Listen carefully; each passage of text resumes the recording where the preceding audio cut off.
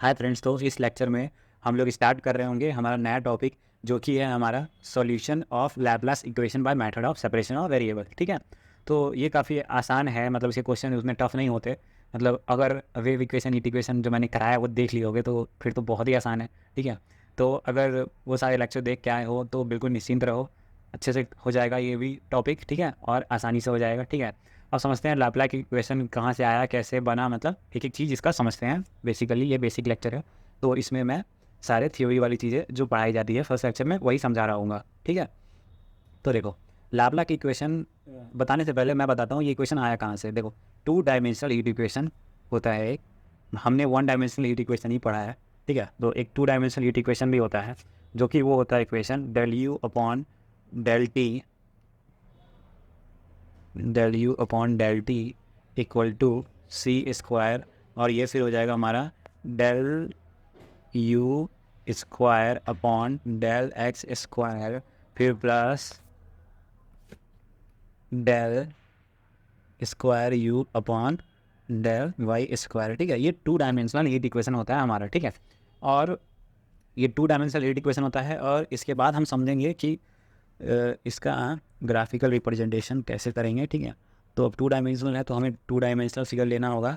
तो मान लो कि ये हमारा टू डायमेंशनल फिगर है। ठीक है, और इसके अंदर क्या है हमारा कि ये जो एक ए पॉइंट ले लिया, एक बी पॉइंट ले लिया, एक सी पॉइंट और एक डी पॉइंट। ठीक है, अब ये पॉइंट ले लिया और इस पॉइंट को हम बोलेंगे कि ये हमारा ए कॉमा बी वैल्यू है मान लो, और इसको हम एक्स इक्वल टू ए बोलेंगे, क्योंकि अब ये ए है ना एक्स वाला बी के अंदर, तो ये हमारा एक्स इक्वल टू ए हो गया। ठीक है, ये लाइन, और हमारा ये लाइन हो गया वाई इक्वल टू जीरो। ठीक है, और ये लाइन हो गया हमारा एक्स इक्वल टू जीरो, और ये लाइन हो गया हमारा वाई इक्वल टू बी। ठीक है, और इसको जो हम रिप्रेजेंट करते हैं वो x u x comma y comma e. ठीक है, इसमें रिप्रेजेंट करते हैं हमारा, और हमारा टाइम भी आ जाता है इसके अंदर, वेरिएबल के अंदर। तो ये हो गया हमारा zero comma b c point, और ये डी पॉइंट क्या है, ये तो ओरिजिन है, तो आप लोग को पता ही है ये। ठीक है, तो इसको मैं क्या करता हूँ ना, अलग कलर कर देता हूँ जो वैल्यू मैंने लिखा है, ताकि थोड़ा सा अलग लगे, समझाने में आसानी पड़ती है इससे। ए कोमा ज़ीरो। ठीक है, अब क्या है, ये हमारे सारे पॉइंट्स हैं। ठीक है, इसको डायग्राम देख के उतना घबराना मत, क्योंकि अभी मैं थोड़ा सा जाके थोड़ा सा फील आ जाए आप लोगों को कि लैपलास इक्वेशन कैसे आया, और आगे इसको बताने की वजह से आगे आप लोग को वही आसानी पड़ेगी। ठीक है, तो कुछ चीज़ें मैं सोचता हूँ कि मैं ये सारी चीज़ें बता दूँ ताकि आगे कुछ समझने में प्रॉब्लम ना आए, इसलिए मैं ये सारी चीज़ें बता रहा हूँ। ये टू डायमेंशनल हीट इक्वेशन हमारे सिलेबस में नहीं है, और एग्जाम्स वगैरह में पूछता भी नहीं है ज़्यादा, अगर किसी के सिलेबस में होता भी है तो क्योंकि इसके क्वेश्चंस बहुत ज़्यादा लेंदी और टफ हो जाते हैं, तो ये टू डायमेंशनल हीट इक्वेशन बस इसलिए बता रहा हूँ ताकि लैपलास इक्वेशन ज़्यादा अच्छे से समझ में आ पाए। ठीक है, तो अब हम बात कर रहे हैं, हमारा ये इनिशियल पॉइंट हो गया, और ये जो पॉइंट हो गया ये कोमा, ये पॉइंट्स तो आप लोगों को समझ में आ ही गए होंगे। ठीक है, और ये एक्स इक्वल टू ये, और अब बाउंड्री कंडीशन की बात करते हैं हम लोग। ठीक है, तो बाउंड्री कंडीशन कितने होंगे, चार पॉइंट्स है, चार बाउंड्री कंडीशन आएंगे इसमें। 2D है ना, अब 2D में तो चार बाउंड्री कंडीशन आएंगे, तो ये डायग्राम बस बाउंड्री कंडीशन बताने के लिए ही है। ठीक है, तो बाउंड्री कंडीशन लिख रहा हूँ मैं,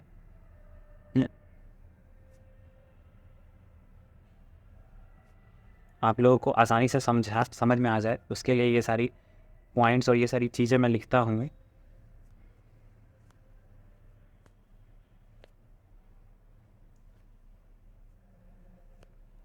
देखो, जिस तरह का मॉड्यूल है ये जनरली टीचर उतने अच्छे से समझा नहीं पाते हैं, इसमें समझाने की बहुत सारी चीज़ें होती है। अगर आप लोगों को मेरा समझाया हुआ समझ में आ रहा हो तो समझो कि मतलब बहुत ज़्यादा मेरे लिए वो वाली बात है, गर्व वाली, कि हाँ मैं समझा पा रहा हूँ ये जो मॉड्यूल जो जनरली बच्चों को बहुत टफ लगता है। तो अगर अभी पढ़ रहे हो मेरे से और इसमें कुछ भी अच्छे से समझ में आ रहा हो ना, कुछ भी आप लोगों को फ़ायदा लग रहा हो ना, तो अब तक अभी सब्सक्राइब नहीं किया चैनल को तो सब्सक्राइब तो कर ही दो, और वीडियो को लाइक ज़रूर कर देना, ताकि मुझे भी ऐसा लगे कि आप लोग को हाँ समझ में आ रहा है, आप लोग को वीडियोस पसंद आ रही है। ठीक है, तो देखो, अब हम बात करते हैं हमारा बाउंड्री कंडीशन का।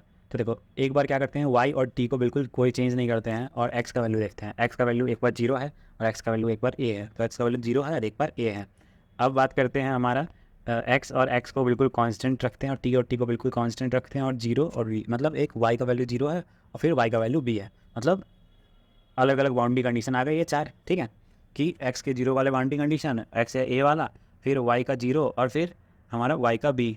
ठीक है, ये आ गया हमारा, और हमें u1 u2 U3 U4, ठीक है। सबके टेम्परेचर हमें गिवन है, ठीक है, सबके टेम्परेचर हमें गिवन है, U1 U2 U3 U4 ये टेम्परेचर है, ठीक है, जो सबके हमें गिवन है। अब हम बात करते हैं एक और कंडीशन का, जिसमें हमने x और y को तो हमने देख लिया चेंज कर करके अलग अलग कंडीशन पे। एक कंडीशन वो जिसमें हमारा time t equal to 0, when time t equal to 0, तो वो क्या जाएगा हमारा, सिर्फ x एंड y बच जाएगा। तो x एंड y का फंक्शन बच जाएगा हमारे पास, क्योंकि अब t तो 0 हो गया इक्वेशन के अंदर, ठीक है। तो t वाले 0 कंडीशन भी हमने चेक कर लिया, ठीक है। अब हम आते हैं हमारे लैपलास इक्वेशन पे, ठीक है। तो देखो टाइम जो है ना वो हमारा क्या बोलते हैं इसको 0 हो गया, तो लैपलास इक्वेशन जो है वो हमें क्या मिल जाएगा, फिर हमें स्टेडी स्टेट बोलते हैं इसको, जिसमें हम del u upon del t को 0 पुट करते हैं, ठीक है। तो del u upon del t को 0 पुट करते हैं और स्टेडी स्टेट बोलते हैं। तो अब एक लाइन लिखूँगा मैं, in the steady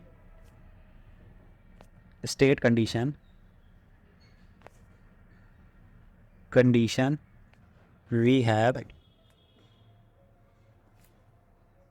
del u upon del t equal to 0, then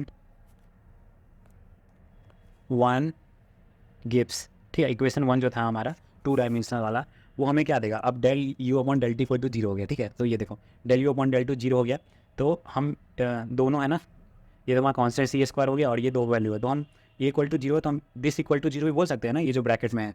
तो हम उसको 0 इक्वल लिखने की वजह से हम बोल सकते हैं del square u upon del x square, फिर plus del square u upon del y square equal to 0, ठीक है। तो हम ये हमारा लिख सकते हैं कि ये इक्वेशन हमारा 0 हो गया, और यही हमारा होता है लैपलास इक्वेशन, ठीक है। लैपलास इक्वेशन इन 2 डायमेंशनल, ठीक है, जो कि हीट इक्वेशन से आता है, ठीक है। तो इसको मैं अब कलर कर देता हूँ, और इसमें कुछ याद करने का ऐसा कुछ टफ तो है नहीं। एक्स के रिस्पेक्ट में 2 बार पार्शियल डिफरेंशिएशन है और प्लस वाई के रिस्पेक्ट में, और वो इक्वल टू क्या है 0 है, ठीक है। और याद करने की जरूरत नहीं है, अभी क्वेश्चन करेंगे उसमें ही आपको इतना प्रैक्टिस हो जाएगा कि आपको अपने आप ही याद हो जाएगा। तो हम इसको यहाँ पे लिख देते हैं एक line, which is called Laplace equation in 2 dimension, ठीक है। तो हमने इसको यहाँ पे लिख दिया, ठीक है। अब देखो, अब इन दोनों को हम वेरिएबल सेपरेबल मेथड से सॉल्व करना है। इसका सॉल्यूशन हमारा वेरिएबल सेपरेबल मेथड से ही आएगा, टॉपिक में भी मैंने लिख दिया। वेरिएबल सेपरेबल ही सिलेबस में होता है कुछ अलग दूसरा मेथड तो है नहीं, तो हम इसको पढ़ते हैं। तो इसके लिए हम क्या करते थे, अब तक जो करते थे वही चीज़ें करेंगे वेरिएबल सेपरेबल के लिए, ठीक है। तो वेरिएबल सेपरेबल को जो यू एक्स कमा वाई जो लिखते थे, जिसमें हमारा कैपिटल एक्स का ही फंक्शन होता था और कैपिटल वाई का ही फंक्शन होता था, जिसको हम लोग यू एक्स इंटू वाई भी लिख सकते हैं। वेरिएबल सेपरेबल मेथड आप लोगों को अच्छे से याद ही है। तो ये हम बोल सकते हैं be the solution of equation 1, ठीक है। इक्वेशन 1 का सॉल्यूशन बोल देते हैं इसको। और अब हम del square u upon del x square, जो कि पहला टर्म है लैपलास इक्वेशन का, इसका वैल्यू फाइंड आउट करते हैं, ठीक है। तो यू क्या दिया हमें, एक्स इंटू वाई दिया हुआ है, ठीक है। तो इसका जब हम लोग डिफ्रेंशिएट करेंगे तो हमें जो वैल्यू मिलेगा वो हमें मिलेगा del square upon del x square, और यहाँ पे हम लिख सकते हैं कैपिटल एक्स और कैपिटल वाई हमें गिवन है। तो ये वाई तो कांस्टेंट हो जाएगा क्योंकि एक्स के रिस्पेक्ट में डिफ्रेंशिएट हो रहा है, और ये del square capital x upon del x square, ठीक है, ये आ गया। और y d square x upon d x square, इसको हम लोग इस तरह से भी लिख सकते हैं क्योंकि एक्स का ही फंक्शन है और वाई जो है वो वाई का ही फंक्शन है। तो हम लोग डी इसलिए लिख सकते हैं, पार्शियलिटी है नहीं तो डी भी लिख सकते हैं ना, एक्स के अंदर वाई थोड़ी है, तो पार्शियलिटी तो कुछ है ही नहीं, तो हम लोग इसको डी भी लिख सकते हैं। ऐसा मैंने पहले भी समझा रखा है आप लोगों को, तो वापस एक बार रिवीजन करा दिया समझ लो एक तरह से। तो इसको हम लोग एक्स मतलब वाई एक्स डबल डैश कर दिया, क्योंकि डबल टाइम डिफ्रेंशिएशन है, तो ये डबल डैश से ही हम लोग उसको डिनोट करते हैं, ठीक है। ये हो गया। और अब हम बात करते हैं हमारा del square u upon del y square, ठीक है, ये हो गया। और ये हो जाएगा del square upon del y square, और यहाँ पे हो जाएगा capital x into capital y equal to, अब यहाँ पे वाई के रिस्पेक्ट में डिफरेंशिएशन है तो बाहर एक्स क्या जाएगा कांस्टेंट, और इसको हम लोग ऐसे लिख सकते हैं del square y upon del y square, और इसको डी के फॉर्म में भी लिख सकते हैं, अभी मैंने समझाया क्यों। और ये अपॉन आ गया हमारा d y square equal to x into y double dash, ठीक है, ये आ गया। और फिर using in equation 1 we get, ठीक है। अब इक्वेशन 1 जो कि हमारा लैपलास इक्वेशन था उसमें हम सब्स्टिट्यूट कर देंगे, जो कि हमने अब तक कई बार कर लिया, 10-12 बार कर लिया इस चीज़ को बार बार। इस चैप्टर में ये चीज़ तो हर बार रिपीट होती है, मेथड ऑफ सेपरेशन में, सब में, ठीक है। तो ये इक्वल टू क्या आ गया, 0 आ गया, बस सब्स्टिट्यूट कर दिया वैल्यू को। अब हम बात करते हैं एक्स को एक्स के अलग करेंगे, वाई को वाई के साथ अलग करेंगे, वेरिएबल सेपरेबल है ना भाई। तो ये हो गया हमारा, तो x y into x double dash equal to, ये दूसरी तरफ भेज दिया, minus x y double dash, और फिर यहाँ पे आ गया हमारा x double dash upon x equal to minus y double dash upon y equal to k, ठीक है, जो कि हम लेट करते हैं, मानते हैं कि ये के इक्वल है, ठीक है। तो पहले वाले को के इक्वल करेंगे पहले तो एक्स डबल डैश माइनस के एक्स आ जाएगा इक्वल टू 0, और दूसरे वाले टर्म को जब के इक्वल करेंगे तो ये आ जाएगा वाई डबल डैश प्लस के वाई एक्स के वाई इक्वल टू 0, ठीक है। इसको हम बोल देते हैं कि ये दोनों जो वैल्यू आया हमारा, ये हो गया हमारा इक्वेशन 2, ठीक है।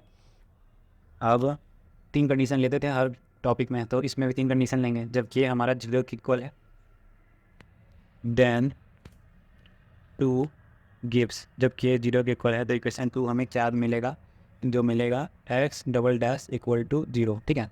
देखो जब के 0 है तो एक्स डबल डैश क्या मिल गया, 0 मिल गया। अब जब के 0 है तो वाई डबल डैश भी सिमिलरली इसी तरह से 0 मिल जाएगा, ठीक है।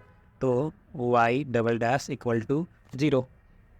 अब आते हैं हमारा, इसको नॉर्मल फॉर्म में लिखते हैं, तो d square upon d x square equal to 0, ठीक है। इसको इस फॉर्म में लिख दिया, और ये हमने लिख दिया यहाँ पे d y square equal to 0, ठीक है। और ऑर्डिनरी डिफरेंशियल इक्वेशन के हिसाब से, क्योंकि ये कैपिटल डी है उसके हिसाब, मतलब सॉरी ये डेल नहीं डी है, तो ये हो गया हमारा सी एफ जो आएगा ऑर्डिनरी डिफरेंशियल इक्वेशन के हिसाब से, तो वो आएगा हमारा ये C1x प्लस C2 और Y C3 Y plus C4, ठीक है। C1 C2 यहाँ पे हो गया है, तो इस वजह से यहाँ पे C3 C4 माने, ठीक है। तो ये हो गया हमारा, और ये इक्वल टू एक्स वाई। और फिर कहूँगा आप लोगों को, पहले भी मैंने बोला है, अगर आप लोगों को ऑर्डिनरी डिफरेंशियल इक्वेशन का CF नहीं ध्यान में हो, सिर्फ 3 मिनट में मैंने बताया है कि अलग अलग केसेस के लिए कैसे हमारा CF लिखते हैं हम लोग। तो एक बार ऑर्डिनरी डिफरेंशियल इक्वेशन नाम का प्लेलिस्ट मैंने डाल रखा है, एक बार CF वाले वीडियो में, जो अलग से वीडियो बना रखा है मैंने CF के लिए, तो उस वीडियो में जाएँ और CF को एक बार देख ले, सिर्फ 3 मिनट का काम है, ठीक है। तो इतना इफर्ट कर ले और आप लोगों को कोई दिक्कत नहीं होगी यहाँ पे। CF वगैरह बहुत ही ईजिली, बहुत ही आसान होता है CF लिखना, ठीक है। तो ये हमारा थर्ड इक्वेशन हमने नाम दे दिया। हमारा 0 वाले केस के लिए क्या वैल्यू आ गया, एक्स और वाई हमने निकाल लिया, तो u equal to x into y होता है, तो हमारा पहला इक्वेशन हमें मिल गया, ठीक है। अब बात करते हैं जब हमारा के पॉजिटिव है, व्हेन के इज़ पॉजिटिव, डेट इज़ के इक्वल टू पी स्क्वायर, ठीक है। ये हो गया हमारा, और फ्रॉम 2 ठीक है आ जाएगा हमारा, जो इक्वेशन 2 है उसके हिसाब से p square x equal to 0, ठीक है। तो पी स्क्वायर वैल्यू हमने के की जगह सब्स्टिट्यूट कर दिया, जो कि हमने इक्वेशन 2 माना था ना उसी में, और वाई डबल डैश प्लस क्या था यहाँ पे हमारा के इंटू वाई था, तो के की जगह हम क्या सब्स्टिट्यूट कर रहे हैं, पी स्क्वायर, तो p square y equal to क्या हो गई, 0 हो गया।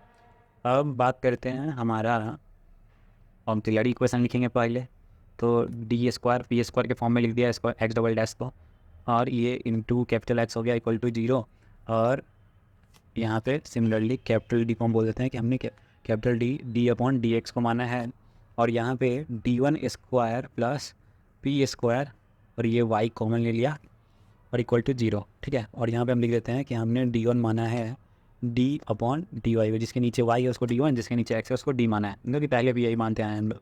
Here auxiliary equation is d square minus p square equal to 0, और D1 square plus p square equal to 0, ये हो गया।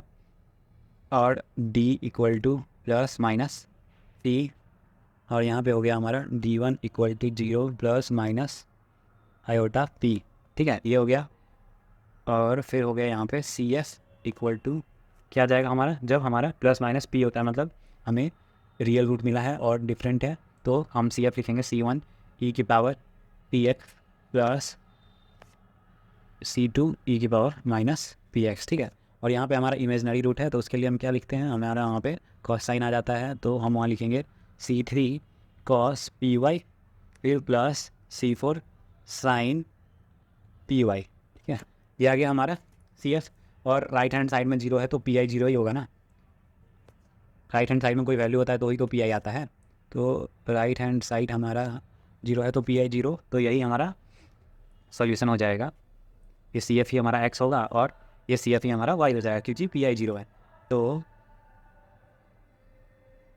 एक सेकेंड, हाँ, तो ये हमारा u इक्वल टू क्या होता है, x इंटू वाई होता है, जो हमने सब्सटीट्यूट किया C1 e की पावर पी एक्स फिर plus C2 e to the power minus p x, और ये हो गया हमारा C3 cos पी वाई फिर plus C4 sine p Y.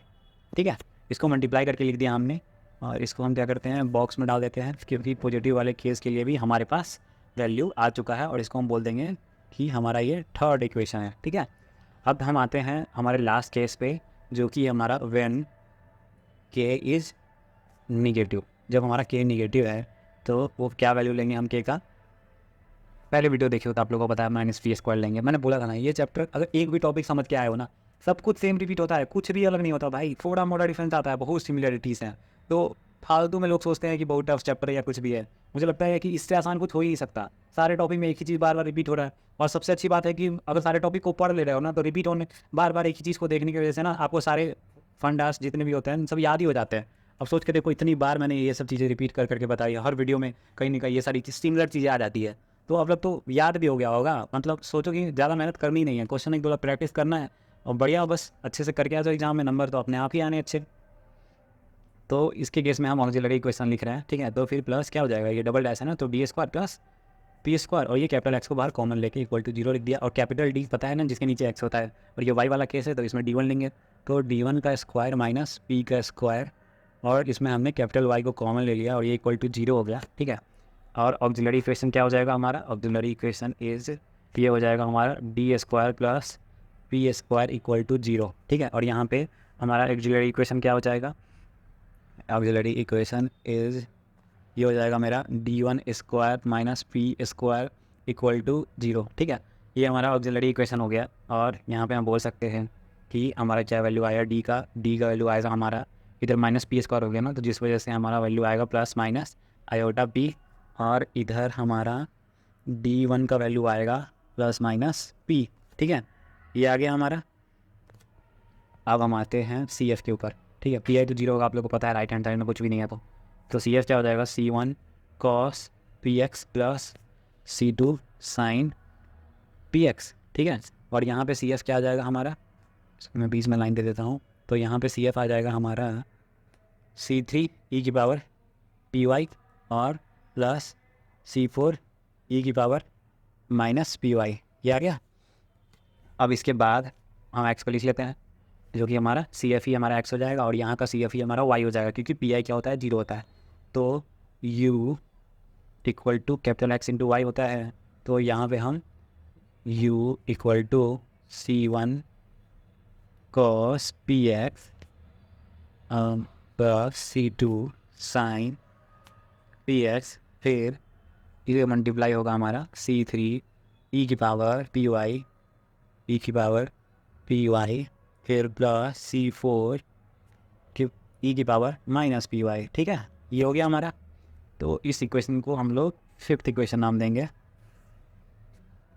हमने इसका नामकरण कर दिया, ये हमारा हो गया फिफ्थ इक्वेशन। ठीक है, तो अब हम लोग फाइनली तीनों हम लोग निकाल रखे हैं अलग अलग केसेस के लिए, के का अलग अलग वैल्यू के लिए हम लोग लैप्लेस इक्वेशन का यूज़ करके हमने तीनों वैल्यू निकाला, और हियर फॉर मतलब अब तीनों में से बेस्ट कौन सा होगा, मतलब हमने हर इक्वेशन में यही तो किया है कि हम 3 अलग अलग के लिए वैल्यू निकालते हैं और फिर देखते हैं कि बेस्ट कौन सा है हमारे टॉपिक के हिसाब से। ठीक है, तो अब लैप्लेस के हिसाब से इन तीनों इक्वेशन में से बेस्ट इक्वेशन कौन सा होगा, चलो वो देखते हैं।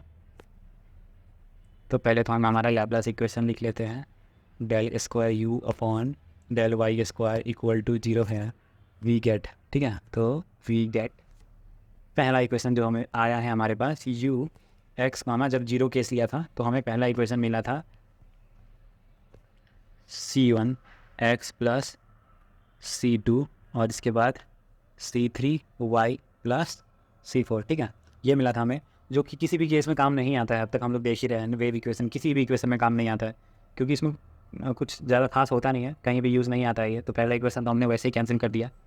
अब हम बात करते हैं हमारे दूसरे इक्वेशन की, जो कि है हमारा u x comma y equal to C1 e to the power p x. ये हमने पॉजिटिव वाले केस के लिया था, जबकि ये हमारा पॉजिटिव था, तो C2 e to the power minus p x ये आ गया। और फिर यहाँ पे क्या है हमारा C3 कॉस पी वाई, फिर plus C4 sine p y. ठीक है, ये हो गया। अब हम बात करते हैं हमारा थर्ड इक्वेशन पे, तो u x comma y equal to C1 cos p x, फिर plus C2 sine p x, और जो दूसरा टर्म था हमारा C3 ई की power p y plus C4 e की पावर माइनस पी वाई। ठीक है, ये हमारा तीनों इक्वेशन आ गया। पहले इक्वेशन तो हमने वैसे ही कैंसिल कर दिया, उतना काम का नहीं होता।